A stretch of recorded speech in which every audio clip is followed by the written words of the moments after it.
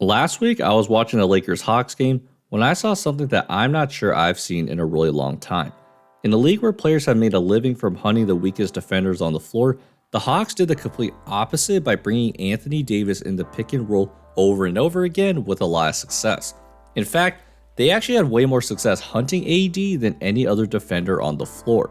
This is really weird because the Lakers' best defender by far is Anthony Davis, but the Hawks continuously wanted him to be in the pick and roll. So, why did they do this, and why couldn't they attack any of the Lakers' weaker defenders? Well, Anthony Davis is one of the best rim protectors in the league, and early on in this game, the Hawks couldn't get anything around the rim. Here, Trae Young does the traditional mismatch hunting by going after D'Angelo Russell, but as he gets by him, AD's presence forces him into a floater and he's short. Here's another one where they set a guard screen, and he's at the rim, but AD's there to discourage him from shooting it and they have to take a three instead. When the Hawks try to attack any of the Lakers' perimeter players, the paint is essentially taken away because Anthony Davis is just waiting for them to come. That makes the Lakers' perimeter defenders' lives a lot easier. Knowing that they have a great rim protector behind them, they can play up, and the Hawks had to resort to tougher perimeter shots. But when they attacked Davis, the results were much better. They know that the Lakers typically switch the pick and roll, which means Davis is often on Trae Young. But more importantly, the guard defender has to battle with the center, and without Davis near the rim, that opens up the paint. You might notice that it doesn't necessarily matter if they bring AD in the pick and roll. As long as he's out of the paint, the Hawks look to their bigs for shots. When this happens, the Lakers' best bet is to have a bigger defender like Rui Hachimura meet the big in the paint so that there isn't a huge mismatch, and for a couple instances, the Lakers had done a good job timing up their help to disrupt the possession. So knowing that, Quinn Snyder drew up an amazing play. Knowing that LeBron is going to be lurking in the paint, he has DeAndre Hunter set a screen so that Jalen Johnson's wide open in the corner, but he just misses the shot. But in general, the Lakers never really made any adjustment. They trusted the defenders to stay in front enough to bother the Hawks' shots.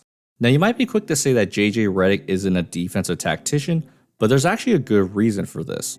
On a lot of these possessions, Trae Young is barely ever directly attacking AD because he's already done his job by pulling him away from the rim.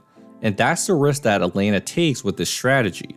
Trae Young is essentially not participating in the offensive possession and trusting that the other players can create offense, knowing that there is no rim protector. So as long as there wasn't a huge size mismatch down low, the Lakers actually held their ground pretty decently. For example, Trae Young actively finds Anthony Davis and then gives up the ball.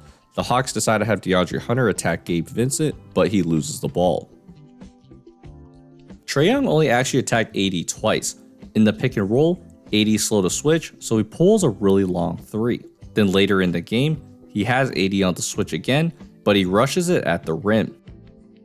So with the game in the balance, Young decided to not bring AD up in the pick and roll. Instead, he drives but has to take a floater, and the Hawks are fortunate that LeBron's too lazy to close out a DeAndre Hunter, who gives the Hawks the lead. Now LeBron's lucky as he redeems himself with the ball bouncing back to him, and he's able to finish the layup to tie the game. And with a chance to win the game, Young elects to just attack Max Christie, but he settles for a long three, which takes us to overtime. For Atlanta to really win this game then, they need to figure out a way to get Trae Young some better looks. And that's when they added the final wrinkle. So after bringing Davis in the pick and roll, Trae Young would run another pick and roll to get the matchup he wants. That means AD's still out on the perimeter, which makes it easier to drive and finish with the layup. Just a minute later, Young creates the switch again and then finds Cam Reddish to attack. This time Dyson Daniels smartly cuts and he has a wide open floater. Then with a chance to win the game, the Hawks do the same thing again. Young pulls AD out and then brings Gabe Vincent into the pick and roll. The Lakers get confused switching, which then opens up Young for three and eventually the game-winning shot.